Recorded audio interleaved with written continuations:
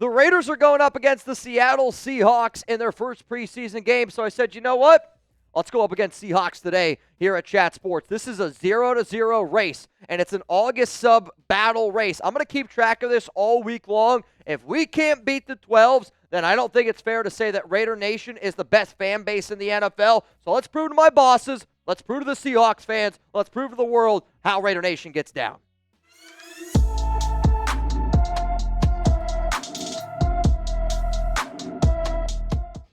Raider Nation, what's going on? It's Mitchell Renz here, host of the Raiders Report. And coming up on today's show, I got some surprise roster candidates after a full week of Raiders training camp. And the way that I have them ranked today is I'm going to be ranking them from 5 down to 1. Now, the way that I'm designing this ranking process is I could see all 5 of these players that I'm going to talk about today, they could make the roster. But I don't think I talked about any of these players making the roster a month ago. The player that is ranked number 1 would be the biggest surprise. The player ranked at number 5, still a surprise, but a little bit of the least surprising route. I love doing these shows also because I said it earlier on the live show. Anybody can talk about Brock Bowers. Anybody can talk about Ashton Genty, Geno Smith, Max Crosby. But the reason why you subscribe to this show, you're going to become a smarter Raiders fan, and it's because of the notes I'm about to bring up here on today's episode. Let's go to the very first name, linebacker Jamal Adams. And this guy has been honestly giving me a big gold middle finger. I said probably 2 weeks ago when the Raiders signed him, I don't think this is a good move. I don't think it's going to end up panning out. This is going to be a guy the Raiders aren't going to keep on their roster. He has been able to go out there, show out, and he looks healthy, which is a big reason why he does look as good as what he looks right now. And he is having a really solid training camp.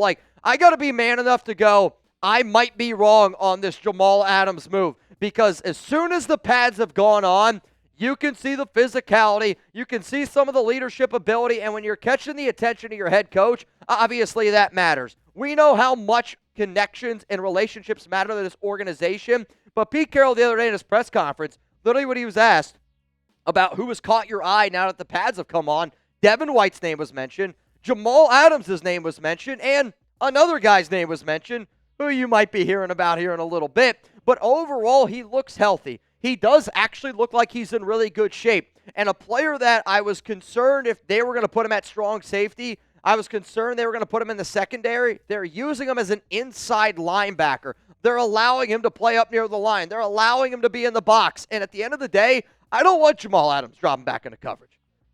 You guys don't want Jamal Adams dropping back into coverage.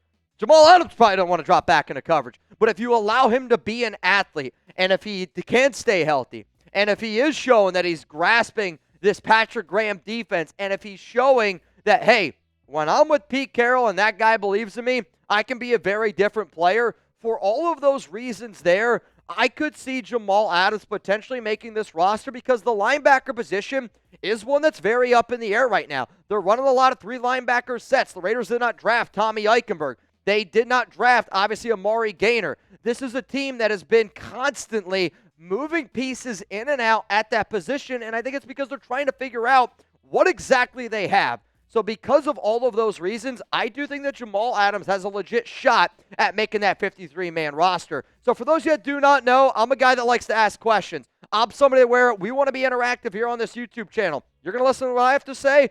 I'm going to listen to what you have to say. That's how it works out, right? So keep or cut. You're about to get in with a YouTube ad break. While that ad is playing, I want you to scroll on down. Will Jamal Adams make the Raiders roster? My answer coming up here after this YouTube ad break. I'm going to sit up here and say I think the Raiders are going to end up keeping him. And I recently put out a video, my 53-man Raiders roster projection. That video is actually going to be available to all of y'all down in the comments and in the description of today's show. I think that Jamal Adams, based on what I've heard, based on what I've seen, and based on the reports, I think he's going to end up making this flipping roster. Let's go to number 4 here on today's show, and it's Zamir White. If you would have told me back when the Raiders drafted Ashton Genty that I would do a show in August about the Raiders keeping Zamir White, I would have said only on a Raiders Friday happy hour, which, hey, that's where we are right now. White has shedded some weight, and he does look quicker this offseason. He really bulked up last year, doing maybe way too many curls, if we're being honest.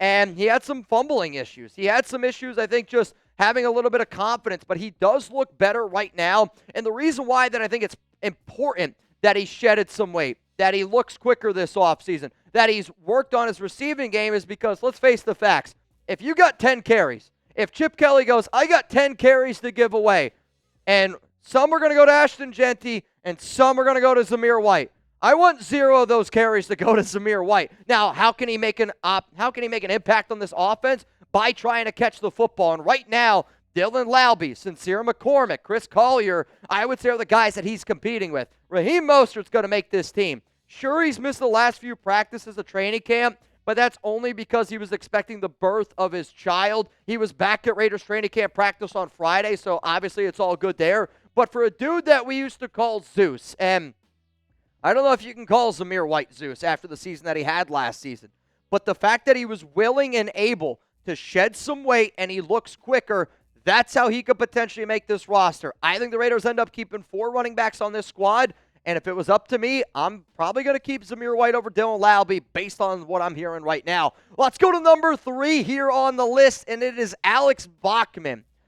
If my memory serves me correct, I did a show last offseason. It was like May 31st, and I was like, I feel bad for this Alex Bachman guy. He's got no shot at making the team, and he was able to hang around last offseason. And guess what? He's hanging around again this offseason. His chemistry with Aiden O'Connell, it's being noticed, and you should really take notice to how well he's playing right now. If I'm being transparent, I think he's wide receiver 5 right now on this roster behind Jacoby Myers, Trey Tucker, Dante Thornton Jr., and Jack Besh. I actually think if the season were to start today and the Raiders go, hey, I need a slot receiver, and it's between Tommy Mellott and Alex Bachman, I think this team would go with Bachman, and that's okay. He's been in the NFL. It's the practice squads, but he's at least got some of that experience. I'm not saying that Tommy Mellott's not going to pan out, but you got a player who was the FCS, basically the Heisman Trophy winner. It's called the, what is it called for the FCS? I forget it.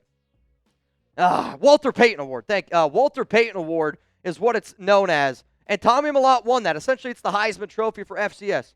Oh, Chugs, thank you so much. Walter Payton Award. But I know that Mellott's got a lot more talent than Bachman, but I just think Bachman is a little bit better at his craft right now. And I don't need anything special for my 5th wide receiver. I just need somebody who's a good route runner, who's got sure hands, and he's reliable. Unfortunately, that's just not Tommy Mellott yet. That is, though, Alex Bachman. And I'm somebody where I'm going to be transparent. It's what I like to do here. I had an amazing interview with Tommy Mellott a few months ago. I'm rooting for that kid, no doubt about it. But the reason why people watch this show, the reason why we've been the most watched Raiders show for the last 7 years in the entire world, is because when a player plays well, you're going to give them their flowers. They deserve the flowers. When a player has struggled, you got to talk about it. That's just how this business goes. For Alex Bachman, though, he's going out there and he's showing that he deserves a roster spot. I don't know if he's going to get one, but if they end up keeping 6 receivers, it's not going to be Colin Johnson. It's not going to be Philip Dorsett. It's not going to be Kyle Phillips. It's going to be Alex Bachman. I'll bet on it. I got more surprise roster candidates coming up here in just a moment, but it's a huge surprise to me? The fact that this Ashton Jeanty jersey is still on sale. You can save $26 by going to chatsports.com/Jeanty. Maybe you weren't paying attention. I'm going to say it again, chatsports.com/Jeanty. My guy Chugs is going to put that link for you guys down in the comments, down in the description of today's show. If you think that this guy's going to be a hell of a running back, if you're like, I do plan on going to the Raiders open practice, or I do plan on going to a Raiders game, I don't know how much you can get by saving $26. In my mind, though, that's at least 2 beers. If you're telling me I can get an Ashton Jeanty jersey and 2 beers at a Raiders game, that alone is a good enough deal for me. So, again, if you need a brand new jersey, sizes from small all the way up to 5XL, chatsports.com/Jeanty. Though, if you're up to the 5XL, maybe instead of 2 beers, I don't know, maybe you get a salad or something at the game. Let's go to number 2 here on the list. It's going to be J.T. Woods, somebody who was signed as a cornerback DB safety hybrid. And this is another name that, quite frankly, I probably owe an apology to. Last week, the Raiders made 9 roster moves in total, and Woods was signed in that 9 roster move day on July 22nd. But you know what I love? Quickly making a name for himself. He's an athletic player. He runs a 4.36 40-yard dash Patrick Graham loves players that have versatility. Safety, cornerback, hybrid type of dude. But you know what I love Pete Carroll does? Pete Carroll doesn't care how long you've been on this team. He just wants competition. And he's going to mix players around to see who rises to the occasion. Talk is cheap. Pete wants somebody that's going to go out there and really put the pads on and let you know, hey, I'm here and I came ready to play. JT Woods has been doing that, quickly making a name for himself. He worked with the cornerback ones on July 31st. That's about, 9 days after being signed? That is noteworthy to me. Eric Stokes has played well. Darian Porter, the rookies, look good on the outside. DeCamerion Richardson is surprising some people. Jacorian Bennett should probably be a little bit nervous about where he stands right now. And if you were to ask me who do I think is the number one player that the Raiders could potentially trade this offseason, I do wonder if Jacorian Bennett could be a name to keep in mind there. But overall, JT Woods, his versatility, this is a guy that if he made the roster, we would all be surprised. But you know what? I can remember a safety that made this team back in 2022. He was a UDFA. His name was Isaiah Paul Lamau, and now he's probably going to be the starting free safety on this roster. So you know what, man? I want you guys to make the call. What player on the bubble could surprise Raider Nation this upcoming season? We know nobody believes in us to win the AFC West. And I think when you talk about accomplishing the ultimate goal, making the playoffs, winning a Lombardi, but realistically, if you want to go up against, compete against guys like Andy Reid, Sean Payton, Jim Harbaugh, and don't get me wrong, Pete Carroll's not afraid to sit at that table. You need a few of these roster bubble candidates to go out there and surprise. So if there's any names that I don't talk about today, make sure you give these guys their flowers down in the comments. Let's go to number one, though. The number one surprise player that I think could make this roster that would shock some people. I'm going to go with cornerback Greedy Vance, the UDFA out of USC. And, I just talked about Isaiah Paul Lamau. Maybe there's some sort of USC tie. Also, isn't there somebody on our coaching staff that's got some USC ties? Yeah, exactly. And the fact that Vance got some love from Pete Carroll recently during his press conference, I think speaks volumes. So earlier in today's show, when I was talking about Jamal Adams getting his flowers, the other player that Pete Carroll said has really opened his eyes and impressed him since the pads have come on is Greedy Vance. And he competes hard every single day. He's also looked a lot better than what I initially anticipated. When the Raiders initially signed all their UDFAs, I sat up here on this show and I said, I think Mello Dotson out of Kansas has an opportunity to make this roster for all the reasons that Greedy's doing right now. But you know what also helps Vance out, which Mello Dotson didn't have? I'll call it a competitive advantage. Right now, out of all the cornerback positions, the Raiders I actually think are a lot better on the outside than what they get credit for. It's that nickelback position.